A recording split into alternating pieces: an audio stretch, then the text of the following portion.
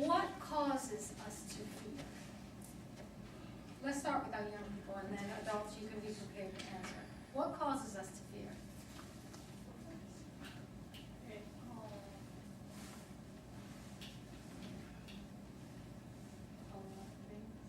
Huh?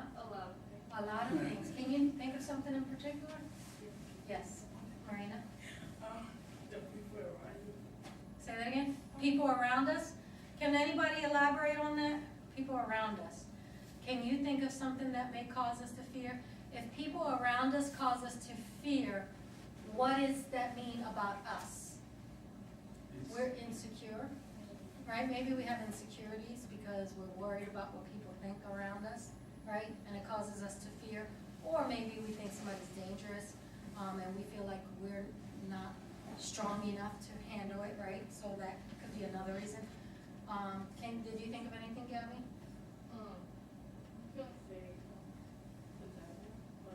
The devil, he definitely causes us to fear. He strives to, because the Bible tells us that we should not be afraid, right? Can anybody elaborate on this? Or maybe you got something else you want to share? Uncertainties. Uncertainties, yes, The causes to unknown. fear. The unknown. In life, even in every day, sometimes we have a fear because we don't know the outcome, right, of situations. We don't know how things are gonna work all the time. So there's, again, that goes along with insecurities, because we're not sure what's gonna happen, and we're not sure if we're gonna be able to handle it, right? So that causes fear. Can anybody elaborate? And sometimes we afraid because we think we're not fit to do what we supposed to do. Right, so we think we're not equipped Yeah, to do the task that we Yes. are supposed to do. yeah. So there again, that's insecurity, right? It all falls in line. Everything so far that you've been saying all goes together with that word, insecurity.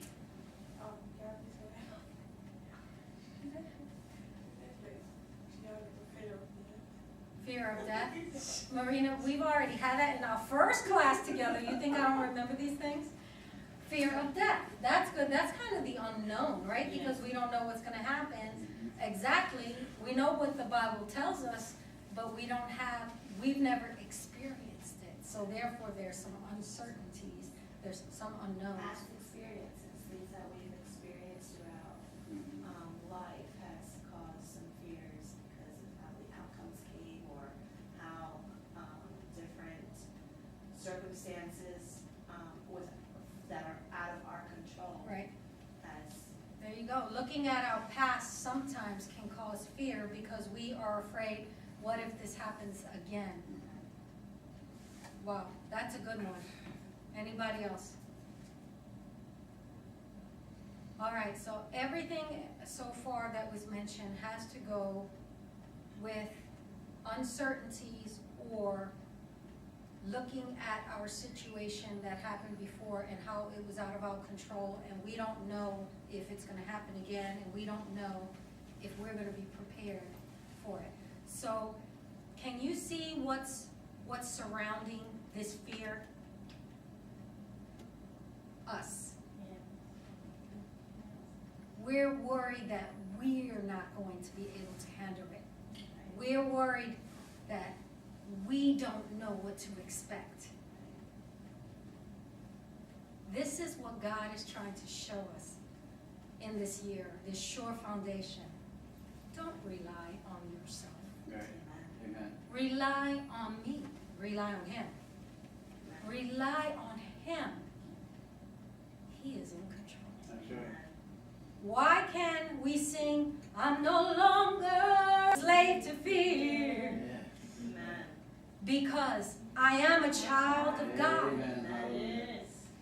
I don't have to be tied up in knots, worrying about what's going to happen or how it came out before and what if it happens again, or what I can't control, or what someone else is going to think of me, or anything like that.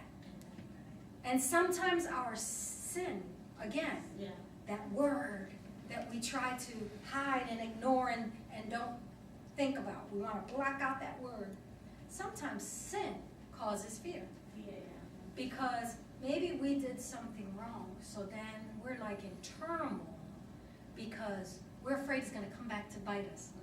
And guess what? It's a good thing you're in turmoil because that means there's still hope for you. Because guess what? It will come back to bite you. So therefore, make it right. Make it right. Get it right with God. No longer a slave. Don't be in that bondage any longer. Amen. You can be set free. Amen. Jesus, it is his desire.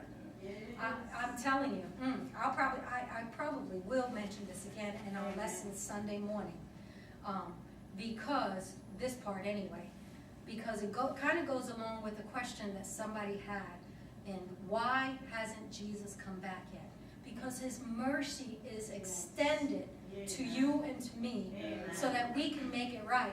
The person that they said that to, they asked, wasn't me, it was somebody else, and that person's answer was, you and I should be glad that he hasn't come back yet because we're not ready.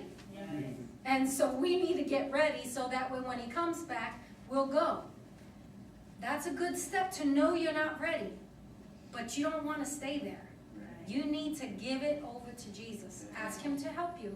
Again, this is a step of not what you can do, but what Jesus can do through you. Because you can wait and wait and wait and say, I'm not ready, I'm not ready, I'm not ready, and never repent of your sin because you're waiting for you to get ready.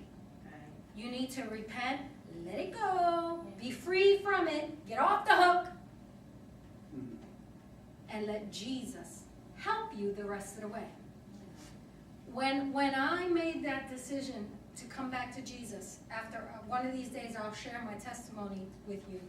But when I made that decision to come back and my heart was all in it to give my life back to God completely, oh, that devil was whispering in my ears over and over while I was at the altar praying and crying my heart out sincerely, repentant, sincerely turning back to God.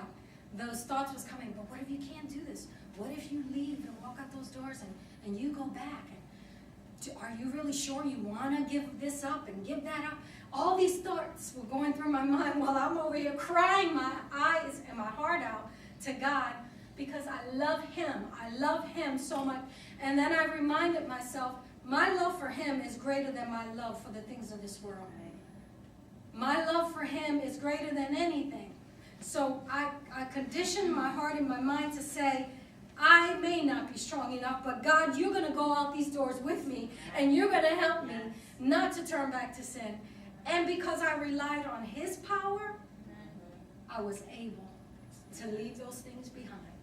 And because he did it for me, I know he can do it for you. God is awesome. He's great. He's faithful. His grace and mercy is the reason why he has not come back yet. He's giving you and I a chance to get our hearts right with him and to learn how to stand on that sure foundation. Not just a theme for the year, but a lifestyle. Sure foundation. Not wishy-washy in our Christian walk. Not being conditional with what we're giving him and what we're not going to give him, but just pouring ourselves out and saying, God, I'm going to trust in you. I've tried too long on my own. I need to rely on you. Pastor.